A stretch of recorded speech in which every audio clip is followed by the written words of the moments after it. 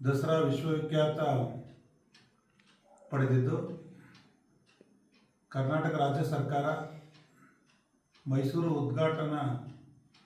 ದಸರಾ ಉದ್ಘಾಟನಾ ಕಾರ್ಯಕ್ರಮವನ್ನು ಖ್ಯಾತ ಸಾಹಿತಿಗಳಾದಂಥ ಬಾನು ಮುಸ್ತಾಕ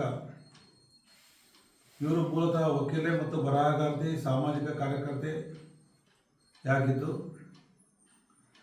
ಹಾರ್ಟ್ ಲ್ಯಾಂಪ್ ಎಂಬ ಒಂದು ಬರಹದ ಮೂಲಕ ಇವರಿಗೆ ಅಂತಾರಾಷ್ಟ್ರೀಯ ಬೂಕರ್ ಪ್ರಶಸ್ತಿ ಸಿಕ್ಕಿದ್ದು.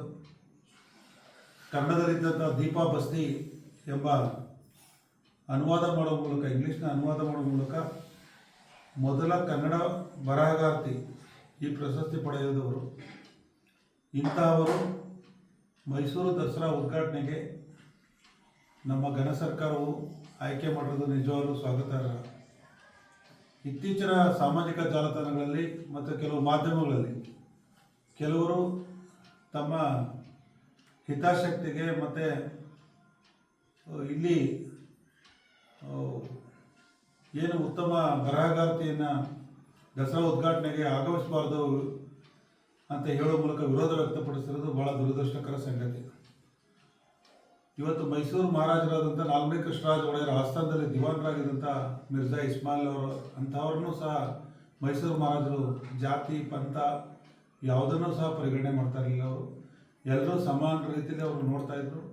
ಇಂಥ ಒಂದು ಸಂದರ್ಭದಲ್ಲಿ ತಾಯಿ ಚಾಮುಂಡೇಶ್ವರಿಯ ಸನ್ನಿಧಿಯಲ್ಲಿ ಏನು ದಸರಾ ಉದ್ಘಾಟನೆ ಕಾರ್ಯಕ್ರಮ ನಡೀತದೋ, ಈ ತಾಯಿ ಚಾಮುಂಡೇಶ್ವರಿ ಸನ್ನಿಧಿಗೆ ಹೋಗಬಾರ್ದು, ಹೋಗಿ ಪೂಜೆ ಮಾಡಬಾರ್ದು ಬಾನು ಮುಸ್ತಾಕ ಅಂಥೇಳಿ ಮಾನ್ಯ ಕೇಂದ್ರ ಸಚಿವರಾದಂಥ ಶೋಭಾ ಕರಂದ್ಲಾಜೆಯವರು ಇರ್ಬೋದು, ಮಾಜಿ ಸಂಸದರಾದ ಪ್ರತಾಪ್ ಸಿಂಹ ಇರ್ಬೋದು, ಸಿ ಟಿ ರವಿ ಇರ್ಬೋದು, ಇನ್ನಿತರ BJPಯ ಯಾವುದೇ ವ್ಯಕ್ತಿಗಳಾಗಿರ್ಬೋದು, ನಾನು ಹೇಳೋದು ನಿಜವಾಗ್ಲೂ ತಮ್ಮಲ್ಲಿ ಮನವಿ ಮಾಡೋದೇನೆಂದರೆ, ಮೈಸೂರು ಮಹಾರಾಜರು ಮತ್ತು ತಾಯಿ ಚಾಮುಂಡೇಶ್ವರಿಗೆ ಈ ದಸರಾ ಕಾರ್ಯಕ್ರಮದಲ್ಲಿ ಈ ಥರ ಒಂದು ಆರೋಪಗಳನ್ನು ಮಾಡುವುದು ತಪ್ಪು.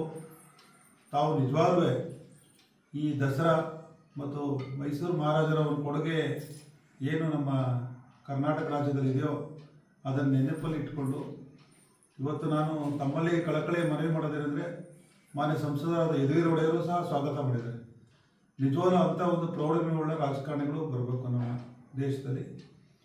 ಅವರಂಥ ರಾಜಮನೆತನದವರೇ ಸ್ವಾಗತ ಮಾಡಿದ್ಮೇಲೆ ವಿರೋಧ ಪಡಿಸುವುದು ಎಷ್ಟು ಮಟ್ಟಿಗೆ ಸರಿ ಅನ್ನೋದು ನಮ್ಮ ಪ್ರಶ್ನೆಯಾಗಿದೆ. ಇವತ್ತು ಮೈಸೂರು ಇಡೀ ಪ್ರಪಂಚದಾದ್ಯಂತ ವಿಖ್ಯಾತಿಯನ್ನು ಪಡೆದಿದೆ. ಆದರೆ ಇಲ್ಲಿ ಇವತ್ತು 2 ರಿಂದ 3 ಲಕ್ಷ ವಿದ್ಯಾರ್ಥಿನಿಯರು ನಿರುದ್ಯೋಗ ಸಮಸ್ಯೆಯಿಂದ ಬಳಲ್ತಾ ಇದ್ದಾರೆ. ನಿಜವಾಗ್ಲೂ ನಿಮಗೆ ಕಾಳಜಿ ಏನಾಗಿದ್ದರೆ ಶೋಭಾ ಕರಂದ್ಲಾಜೆ ಇರ್ಬೋದು, ಪ್ರತಾಪ್ ಸಿಂಹ ಇರ್ಬೋದು, ಯಾರಾದರೂ ನಾನು ಹೆಸರು ಹೇಳೋಕ್ಕೆ ಇಚ್ಛೆಪಡೋದಿಲ್ಲ. ನೀವುಗಳು ಇಲ್ಲಿ ಉದ್ಯೋಗ ಸೃಷ್ಟಿಯಾಗುವಂಥ ಕೈಗಾರಿಕೆಗಳನ್ನು ಸ್ಥಾಪಿಸುವ ಮೂಲಕ 2 ರಿಂದ 3 ಲಕ್ಷ ವಿದ್ಯಾರ್ಥಿನಿಯರಿಗೆ ಉದ್ಯೋಗ ಕೊಡಿಸೋದಲ್ಲಿ ಆವಾಗ ನೀವು ನಿಮ್ಮ ಬಗ್ಗೆ ಪ್ರೌಢಿಮೆ ಹೆಚ್ಚಾಗ್ತದೆ. ನೀವು ಸುಮ್ಮನೆ ಭಾಷಾವಾರು, ಜಾತಿವಾರು, ಇನ್ನಿತರರ ಬಗ್ಗೆ ಅವಹೇಳನಕರ ಮಾತನಾಡುವುದು ಸರಿಯಿಲ್ಲ. ಅವರು ಒಬ್ಬರು ಸಾಹಿತಿಯಾಗಿ ಯಾವುದೇ ಜಾತಿಯನ್ನು ನೋಡಿಲ್ಲ. ಅವರು ಸಾಹಿತ್ಯ ಕ್ಷೇತ್ರದಲ್ಲಾಗಿರ್ಬೋದು ಮತ್ತು ಬರಹಗಾರ್ತಿ. ಅವರು ತಮ್ಮ ಪುಸ್ತಕ ಬರೆದು ಇವತ್ತು ಬೂಕರ್ ಪ್ರಶಸ್ತಿಯನ್ನು ಪಡೆಯುವ ಸಂದರ್ಭದಲ್ಲಿ ನಾನು ಇಂಥ ಜಾತಿಯವ್ರಿಗೆ ಅನಾನುಕೂಲ ಆಗಬೇಕು ಅಂತೇಳಿ ಅವರೇನು ಬರೆದಿಲ್ಲ. ಅವರು ತಮ್ಮ ಬರಹದ ಮೂಲಕ ಇಡೀ ಪ್ರಪಂಚದ ಗಮನ ಸೆಳೆದಿದ್ದಾರೆ.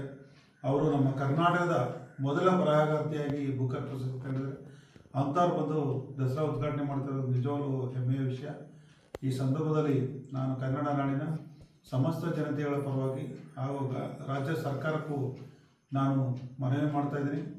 ಅಂಥ ಉತ್ತಮವಾದ ವ್ಯಕ್ತಿಯನ್ನು ಆಯ್ಕೆ ಮಾಡೋದಕ್ಕೆ ಧನ್ಯವಾದಗಳು ತಿಳಿಸ್ತಾ, ಮತ್ತೊಮ್ಮೆ ನಾನು ಇವತ್ತು ಮೈಸೂರಿನ ದಸರಾ ತುಂಬ ಅಚ್ಚುಕಟ್ಟಾಗಿ ನಡೀತಾ ಇರೋ ಸಂದರ್ಭದಲ್ಲಿ ಯಾವುದೇ ಕೋಮುಗಲಭೆ ಆಗ್ಬೋದು, ಇನ್ನೊಂದಕ್ಕೆ ಆಸ್ಪದ ಕೊಡಬಾರ್ದು, ಕೆಲವು ಪ್ರಚೋದನಕಾರಿಯಾದ ಭಾಷಣಗಳು ಮಾಡಬಾರ್ದು ಅಂತೇಳಿ ಈ ಸಂದರ್ಭ ಹೇಳ್ತಾ, ಉತ್ತಮ ಮನಸ್ಸಿನಿಂದ ತಾಯಿ ಚಾಮುಂಡೇಶ್ವರಿ ಪೂಜೆ ಮಾಡುವ ಮೂಲಕ ದಸರಾ ಉದ್ಘಾಟನೆ ಮಾಡಿದ್ರೆ ತುಂಬ ಮಳೆ ಬೆಳೆ ಎಲ್ಲ ಅನುಕೂಲ ಆಗ್ತದೆ.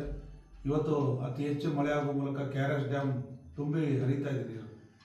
ಇವತ್ತು ತಾಯಿ ಚಾಮುಂಡೇಶ್ವರಿ ಆಶೀರ್ವಾದ ನಮ್ಮ ರೈತರಿರ್ಬೋದು, ಸೈನಿಕರಿರ್ಬೋದು ಎಲ್ಲರ ಮೇಲೆ ಇರಲಿ ಅಂತ ಹೇಳ್ತಾ, ಈ ಸಂದರ್ಭದಲ್ಲಿ ಬಾನು ಮುಸ್ತಾಕ್ ಅವರ ಉದ್ಘಾಟನಾ ಕಾರ್ಯಕ್ರಮ ತುಂಬ ಅತ್ಯುತ್ತಮವಾದ ಸ್ವಾಗತವನ್ನು ಸಹ ನಾನು ಬಯಸ್ತಾ ಇದ್ದೀನಿ. ನಾನು ಸತ್ಯ ಫೌಂಡೇಶನ್ ಹುಣಸೂರು.